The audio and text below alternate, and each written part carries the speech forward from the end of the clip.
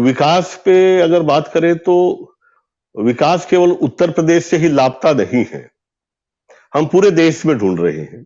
किसान तो अपने खेतों में भी ढूंढ रहे हैं, खलिहानों में भी ढूंढ रहे हैं और ढूंढते-ढूंढते दिल्ली की सीमा पे आके पिछले साल भर से डटे हुए हैं। तो विकास कहीं दिखाई नहीं दे रहा है। विदेशों में विकास बहुत घूमा है कोरोना के पहले तक।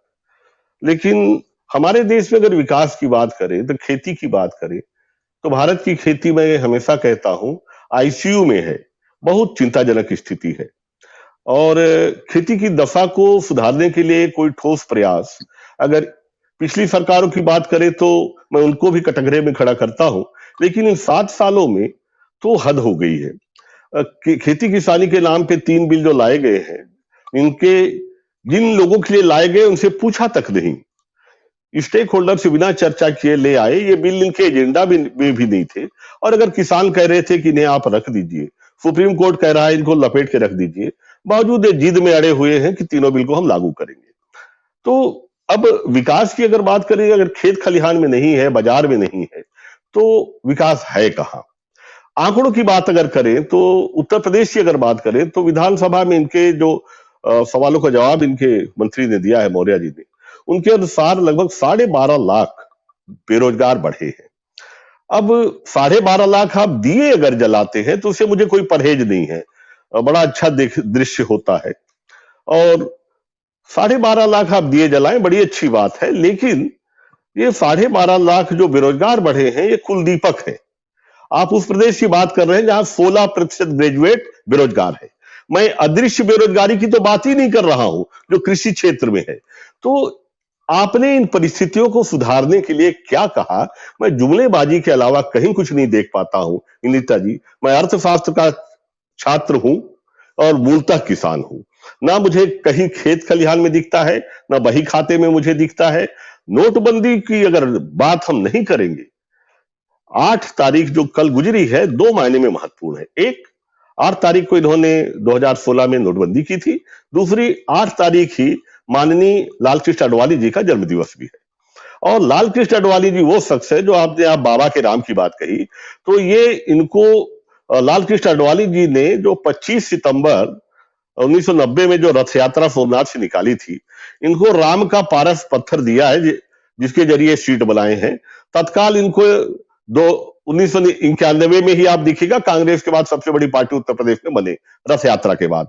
जब इन्होंने देखा कि हाँ, ये धर्म के आधार पे, सांप्रदायिक आधार पे ध्रुवीकरण करके सत्ता आसानी से पाया जा सकता है, तो फिर बताइए विकास करने की जहमत भला कौन उठाए?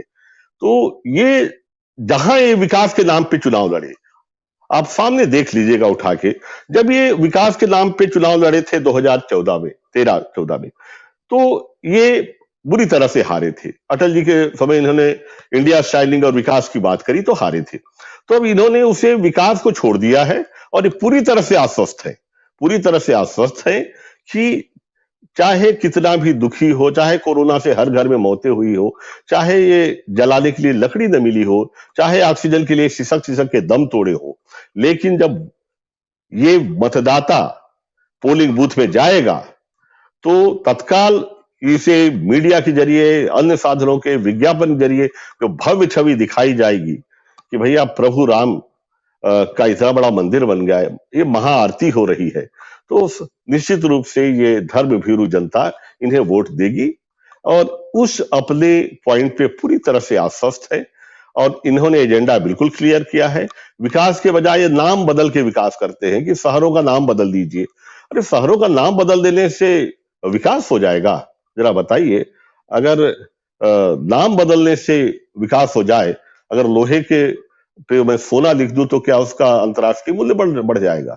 तो ना तो इस सरकार की में मुझे कोई देखता हूं कि आप देखिएगा नीति आयोग में जो अच्छे-अच्छे लोग थे, सब लोगों ने इस्तीफा दे दिया। आरबीआई के गवर्नर से इस्तीफा देके भाग रहे हैं। आप देख रहे हैं कि कैसी भगदड़ मची हुई है। प्रधानमंत्री जी के सलाहकार इस्तीफा देके चले जाते हैं। लेकिन ये सरकार अच्छे से जानती है कि चाहे कोई कहीं भी जाए, इन्हें सत्ता चाहिए। सत्ता किस ढंग से ये हासिल किए हैं, आपने देखा है चुने हुए राज्यों में भी यह किस तरह से अपनी सरकार बना लेते हैं। तो इनको केवल सत्ता चाहिए और सत्ता के लिए चाहे राम हो, चाहे लखन हो, चाहे रावण हो, ये किसी को भी कि जिसका सहारा मिल सकता है, उसका वहां सहारा लेंगे, यह साफ है और सामने वाले चुनाव में भी यही होने वाला है, आप देख सकते हैं। और आप हमसे जुड़े रहने के लिए सब्सक्राइब करें YouTube पर, फॉलो करें Twitter पर और लाइक करें Facebook पर। और ज्यादा जानकारी के लिए आपको टाइप करना होगा सिर्फ न्यूज़ नशा।